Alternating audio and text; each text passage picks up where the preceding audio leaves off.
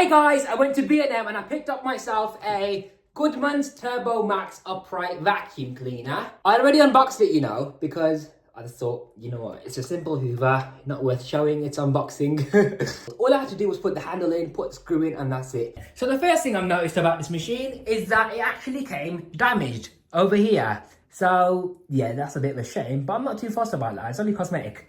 It's also a very tall Hoover. Even taller than a shark slightly, and sharks are pretty tall enough as they are, so that's interesting. There's cable storage on the back, which is only a 7-meter long cable, so it's not the longest, but it is what it is. As you can see, it's a 700 watt machine, so it's got more power than the Eureka power speed. There's a pipe on board which you turn anti-clockwise. There it is. It's a fairly nice design, I must say. I mean, it's pretty flexible. It's got some stretch to it. Let's see how far it reaches up the stairs. Okay, so this machine can reach up 1, 2, 3, 4, 5, 6, 7, 8, 9, just about 10 stairs, which is pretty impressive for the length of it. This pipe can be removed as well to access any blockages because there's a definite bend in here, so blockages can occur. So it's great that they thought of that. Now, accessories wise, there's only one accessory on board, which is a 2-in-1 combination tool. It's basically a crevice tool with a slide down brush attachment. So this could be used as a stubborn dirt brush in a way. And then it locks in place. It doesn't come down like a Dyson, it just stays there, which is nice. And then you've also got a narrow crevice tool as well. I quite like this, because crevice tools should be narrow to reach in narrow places. Now this machine has manual height adjustment, so as you can see on the front of the machine, you got short carpet mode, but in between that and the hard floor mode, there's another setting. Hard floor mode, that setting, and then high carpet mode. Okay, now looking at the base of the vacuum cleaner, this is the brush bar. It's got very stiff bristles. Well, I'd say relatively average actually. They're not super duper stiff, but it's all right.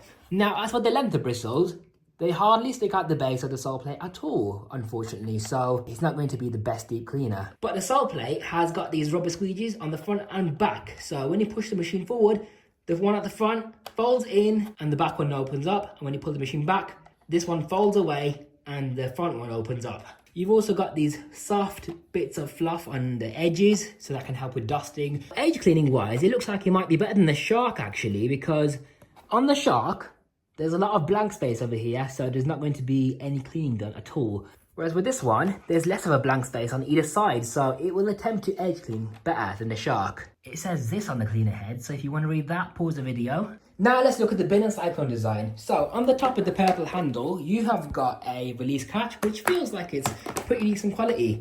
I mean, it snaps into place fairly securely, so that's good. To empty it, what you have to do is push on this release clip right here. Bin flap opens up. What a funny design. So when the dirt falls out the bin, it's going to catch on these fins right here, and also the clip that you touch to open up the bin flap. Look at this. What is this?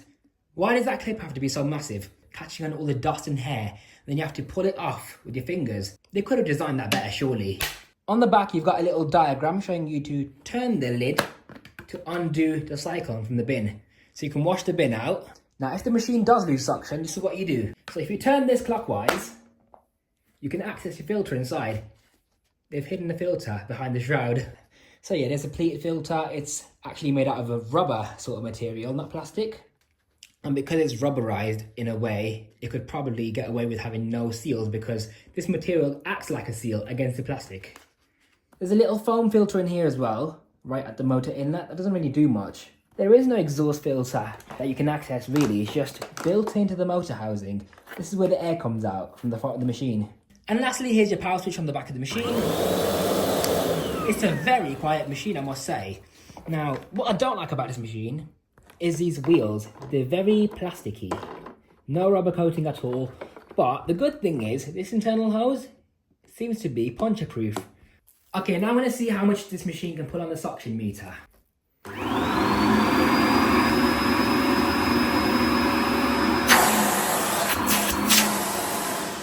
So that's pretty good. It's got almost as much suction as a Shark. Right, let's see what this machine can pick up on the first test run. I'm really enjoying how quiet it is, Seems to groom the carpet fairly well as well. Actually, it's not so bad. It's nicer than I thought it would be. It pushes fairly well. It seems to be digging into the carpet. Let's try it on the lowest setting.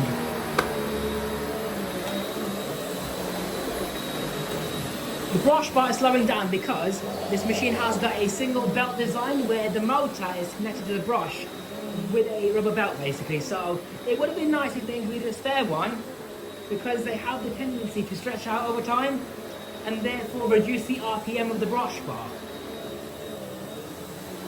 I feel like a spare filter would have been nice as well. Any vacuum that is bagless should come with a spare filter at least.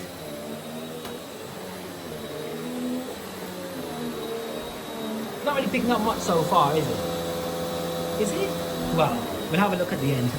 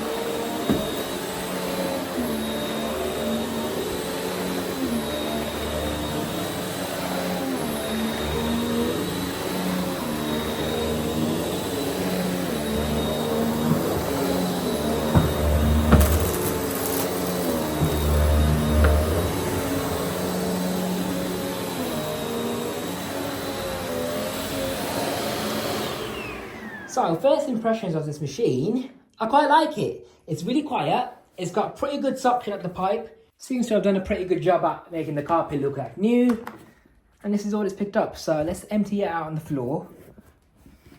I just don't like the emptying mechanism.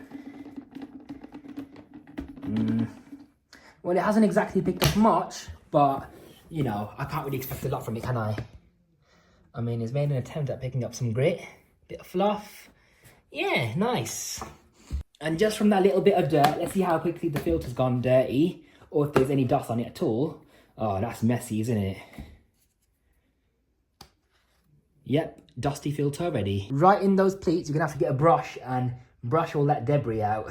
And that's the state of the inside of the shroud already, so yeah. Okay, let's quickly clean it up.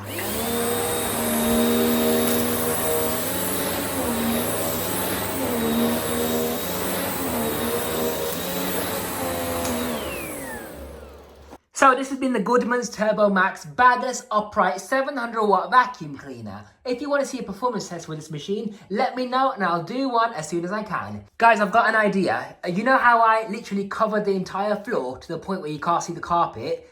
Shall I reduce the mess a little bit so it looks a bit more realistic? Let me know. I might do that with this one. Let me know what you guys think. So yeah, I think it'll be a good idea for machines that are less capable of huge messes. Machines like this one, for example. And I think it'll be a good idea as well if I demonstrate a cordless vacuum in the future. Anyways, this is your host T from Power 786 signing out. I'll see you in the next one. Bye!